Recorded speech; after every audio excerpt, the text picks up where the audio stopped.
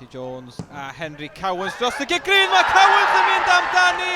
Mae wedi twyllo'r golwr Zach Jones. Ac mae'r Drenewydd ar y blaen. Pawb yn disgwyl y croesiad, neb yn disgwyl yr ergyd. Ond Cowans yn gweld ei gyfle ac yn sgorio y gol gyntaf tymor yma. Matty Jones yn anelu tuag at Ryan Sears ar yr ochr bella. Sears, cic obeithiol i fewn i'r cwrt yn uchel. Ac Aaron Williams ar y foli, mae'n cymryd gwiriad. Ond i gefn y rhwyd mae'n mynd. 2-0 i'r Drenewydd, 36 munud wedi chwarae. Aaron Williams yn gorfforol, yn gry, yn dal i dir ac yn sgorio am yr ail gêm yn ôl yn ôl.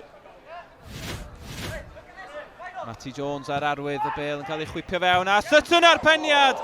Zach Jones yn cael 2 law ati, mae'n dod nôl oddi ar y trawst. Y bygythiad dal yno, Hwlffordd yn clirio am y tro. Sutton yn colli ddyn, a'r peniad falle chydig rhy agos at y golwr. Henry Cowans ac Aaron Williams y sgorwyr pnawn yma. Yr unig ddau i fethu i cicio'r smotyn yn erbyn Hwlffordd yn rownd derfynol y gemau ail gyfle tymor dwytha. Yn y gyfle arall fan hyn i'r Drenewydd. Robles yn troi, Robles ar gic hosan, ond mae'n syrthio i Aaron Williams sy'n sgorio i ail i bedwaredd y tymor yma ac mae drosodd rwan.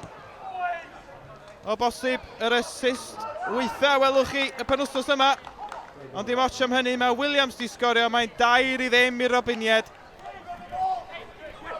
Caden Low Williams, gyfod addasu wallt cyn gyrru honna ymlaen. Mills Evans yn cipio'r meddiant. Cowans rownd y gornel, Zeli Ishmael yn gwbl glir.